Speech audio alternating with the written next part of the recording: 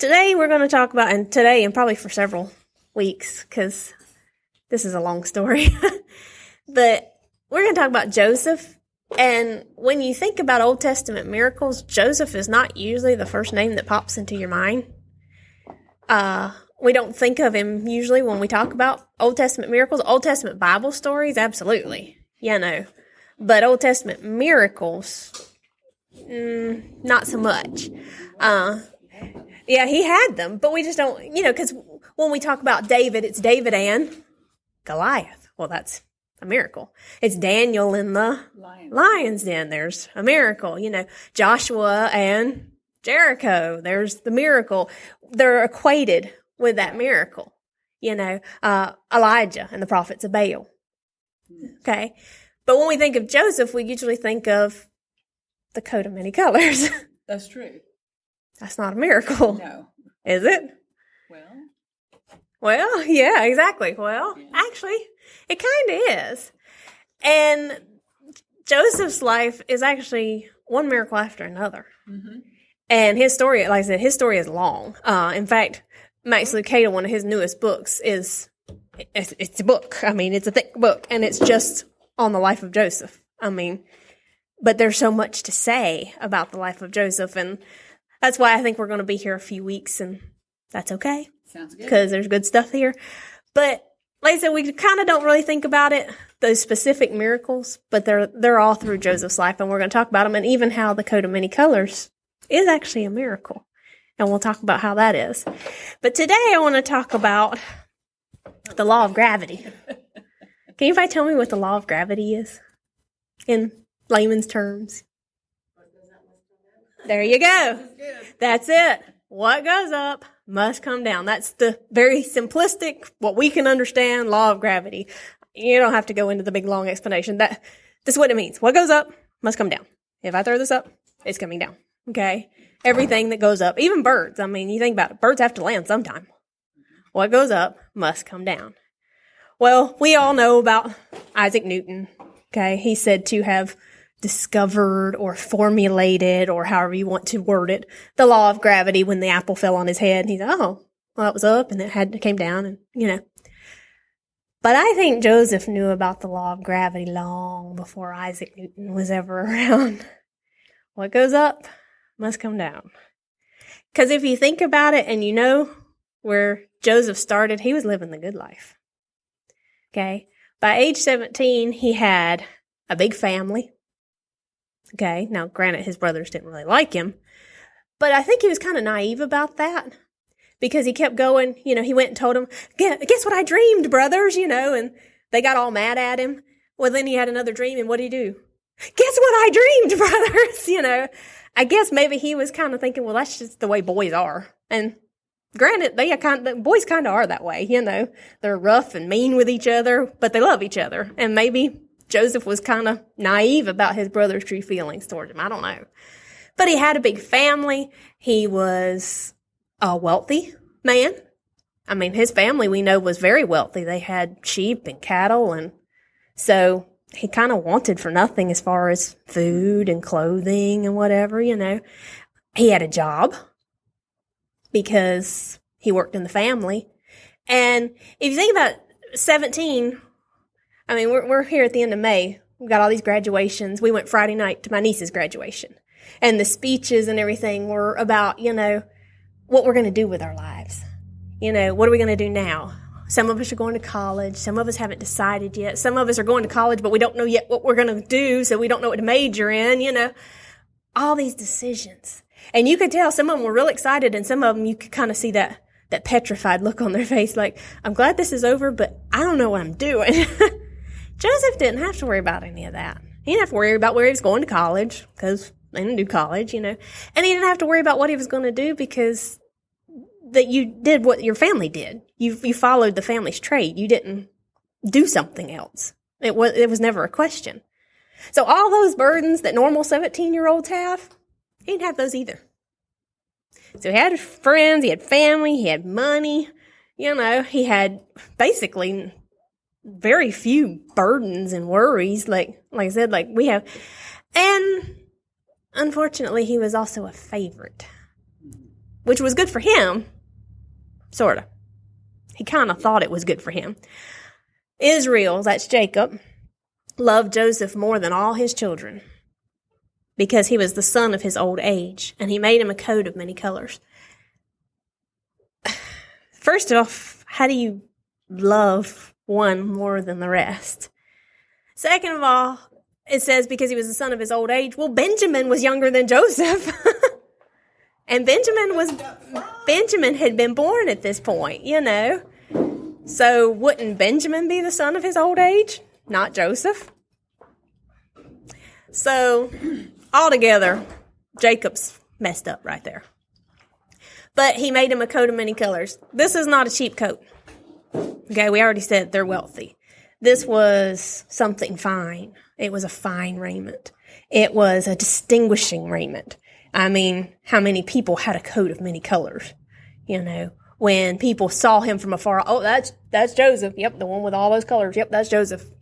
He was marked and distinguished by that. So, of course, Joseph was living the good life. Look at me. Look at how important I am. My daddy loves me more than all the rest. You know, I have this, I have that. I have no worries. I have no troubles. You know, and I put right here, no worries, no decisions. And he even had big dreams. I mean, he'd had those 2 dreams from God, and he knew they were from God, that said basically everybody was going to bow to him. Don't you think Joseph's maybe getting even a little bit of a big head here? I mean, wow. Not only am I daddy's favorite, but pretty soon everybody's going to bow to me. Wow. Wow. But what was our law of gravity? What goes up must come down. Joseph was up. Yeah. He was on cloud 9. You know, he was happy. He was good. Things were great. Life was grand. But it can't stay like that forever. You ever been on cloud 9? I have. Did you stay on cloud 9? Oh, no. No, it doesn't stay. Clouds are fragile things, you know. Eventually you fall through them. Joseph was about to get his first lesson in gravity. What goes up must come down. It was a hard lesson that he was going to learn. A very hard lesson. It says, when his brothers saw him afar off, even before he came near unto them, they conspired against him to slay him. You kind of really can't blame the brothers for being a little mad, a little envious. I mean, not only does Daddy love you more, he's downright said that he loves you more. You know, every child at one point or another says, you love me, you love them more than you love me. You know, every child has that feeling at one point or another. But it doesn't mean it's true. These brothers didn't just feel that way. They knew it was true because Jacob had told them, well, I love Joseph more. He had proved it by giving him gifts. I don't really blame the brothers for being a little irritated by that. You know, that's not the way it's supposed to work. Dads aren't supposed to single out a favorite. You know, and I know as a teacher it was hard to not have favorites. Because you had some kids that were just such sweet angels, and they just wanted to please, and they would do whatever you said, and they loved on you, and then there were some that were also angels, fallen angels, and you're thinking, I love this child, I really do, I love this child, and I can see as a teacher, but not so much as a parent, but. So here, the brothers are envious. Okay, I can see envious. I can see frustrated. I can even see angry. But who should they be angry at? Daddy. They should be angry at Daddy. Daddy's the one who's doing wrong. Joseph can't help it that Daddy loves him more. However, that being said, remember Joseph and guess what I dreamed? Guess what I dreamed? Guess what I... Kind of like rubbing salt in a wound there, you know. I know that Daddy loves me more, and I'm just going to rub it in now, you know. And I don't know if he did it on purpose, or if it's just the way it worked out, or if it was just part of God's plan. Oh, right. You know, it was just part of... But the brothers were envious. They were angry, they were frustrated, but it's how they dealt with that. That was the problem. They saw him afar off. Even before he came near, they conspired against him to slay him. We don't like you, so we're just going to kill you. Well, yeah, that's real smart, you know? You're going to get rid of you. Get rid of the problem. We're going to get rid of the problem. Well, was Joseph really the problem? Jacob was the one that was doing wrong. So, don't you think Jacob's just going to pick another favorite? I think he would. I think he'd just pick it. Actually, we know he did. If you look further down the story, remember how protective he was of Benjamin? No, I've already lost one son. You can't take this one. And he was willing to let the other son rot in prison rather than send Benjamin. So he did. He replaced the favorite. I have a new favorite. So they didn't solve their problem. Yeah. They didn't solve their problem at all. They said, can't say they'll blame them for their frustration, but for their actions, we are always to blame for our actions. We can be frustrated. The Bible says be angry, but it also says sin not. They got the be angry part. They didn't get the sin not part. They wanted to kill him. Reuben was the oldest, and as the oldest, he knew it was his responsibility to watch out for all the brothers. It was his responsibility to watch out for the family. He said, no, we can't slay him. I mean, because then his blood will be on our hands. That's bad. So he said, let's just put him in this pit over here, and then he'll just die of natural causes, and that's not our fault. Well, there's logic for you. You know, it's not our fault if he dies of natural causes, because we threw him in the pit. But anyway, that's, you know. But Reuben actually meant to go back and get him later. He was going to rescue him. Good for Reuben. Not sure he's going about it the right way. But, you know, I'd rather him be that way and be a little sneaky about it than agree to. All the other brothers would have ganged up. Exactly. You know, you got to think about where his position. You know, well, what if they just decide they're going to kill me too? You know, so he wants to go back and get him, but we know the story that he gets sold before Reuben can. And I don't want to get too far ahead because we're not going to get that far today. But anyway, Reuben tries to do, but they took him down. They took him, cast him into a pit. The pit was empty. There was no water in it. Remember what we said? What goes up must come down. The pit's pretty far down. We're talking like an old abandoned well, cistern. That's pretty far down. And dark and lonely. And scary, yes, definitely scary. And I want to talk about that verse in more detail next week. But I don't want to talk about it today because I don't want to get bogged down, because I want to look at the brothers for a minute. Okay, and I know it's like, well, wait a minute, we're talking about Joseph. Yeah, we are talking about Joseph, but sometimes you kind of need to get the whole picture. Yeah. The brothers, they're angry, they're frustrated. Okay, I get that. They act wrongly. Okay, I don't get that. Well, I get it. I understand it. I don't agree with it. But look what, right after that verse, they put him in the pit, and it says, and they sat down to eat bread. We just sentenced our brother to death. Let's have a picnic. That's the very next words. And they sat down to eat bread. Were they enjoying his screaming? Maybe they went far off there where they didn't have to hear him scream. I don't know. But it was almost like they had the mentality of out of sight, out of mind. Mm-hmm. Yeah. It's out of sight, so it's out of my mind. You know, who cares? It's done. I don't have to deal with it anymore. God has a way of reminding us of things. The brothers were going to learn that. I actually learned that on Thursday. And that was kind of, I wanted to, because this just fit too well in there. A couple of years ago when we had our fire in our vehicle, where our vehicle just spontaneously combusted, just burnt to the ground. Well, the fire was so hot that it actually melted all my neighbor's siding off. And our house, because we have a brick house, so we don't have siding, so it didn't melt that. But several of our windows were cracked because the heat, it was expanding and it caused the windows to crack. Well, our insurance would have paid for it, except we had to meet the deductible, and the deductible was like $10,000. I didn't have $10,000. We had to replace a vehicle. I didn't have an extra $10,000. I was like, you know what? We'll live with the cracks. We have an old house. It's got character. It has leaky roofs and peeling paint and, you know, so what are a few cracks? No big deal. And they're there. And they're obvious. But we have blinds on the windows, so I don't really see it, and I don't really think about it most of the time. Every once in a while, when I pull up in the side drive, you can see the crack, but you actually have to kind of look for it because of the way the stoop comes out. You have to kind of look around. So it's kind of out of sight, out of mind. Like I said, the blinds are covering it up.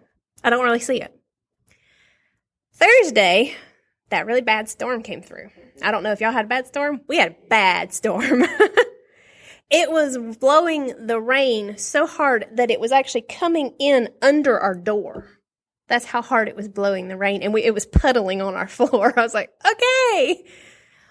Well, all this wind whipping, the rain going in every different direction. I mean, it was eerie, scary. And then I heard this crash. Tinkle, tinkle, tinkle, tinkle, tinkle, tinkle, tinkle. And I was like, what was that? What broke? Guess what broke? One of the cracked windows. It wasn't cracked anymore. It was broken. It was in pieces. Evidently, just the power of the wind and the rain causing it to kind of shift back and forth. It was enough that it just, psst. So now there's this big old chunk missing out. It blew it all over the stairs, all over the stoop. It was all over the ground. There was glass everywhere. I was like, lovely, lovely, lovely, lovely. And it had already been one of those days. So I'm sitting here and I'm kind of getting that fuming going on. Great, Lord. That's just what we need, you know. I could forget it when it was just a crack. It's going to be a little harder now that it's a big gaping hole, you know. And it was the outside window, so it's not like, you know, weather was coming in or anything. But still, it was just, when you're already frustrated, that's all it takes is just to, you know. But I thought, out of sight, out of mind. It had been out of sight and out of mind for so long that I'd forgotten that it was there. I mean, I really didn't notice it. I didn't pay attention to it. But the wound was still there. And you get a storm strong enough, that wound starts to fester. And pretty soon that it just shatters. Literally, it just shatters. And I thought, that's kind of what's going on with these brothers. Out of sight, out of mind. But over time, that wound's going to fester. Because even though Joseph may have been out of their minds, he wasn't out of God's mind. And he wasn't out of God's plan. God was working. Didn't seem like it to poor Joseph, but God was working. And he was doing things that none of them saw.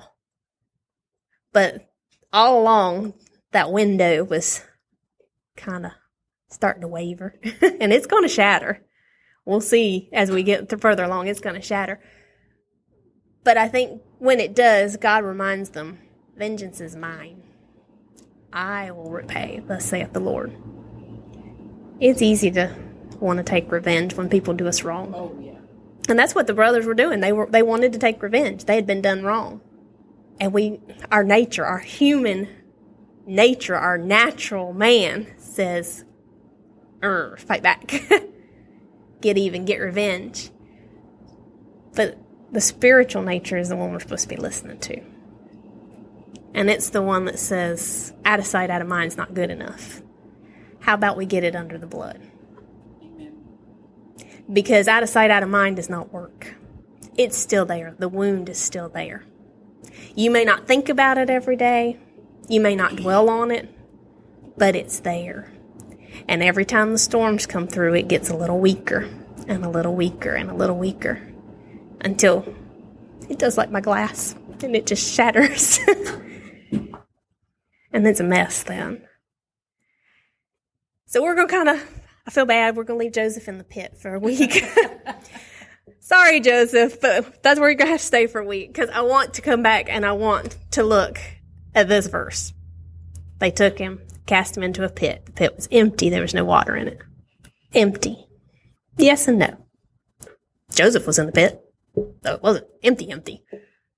God was in there too. God was in there too. And I really want to focus a lot on that verse next week. So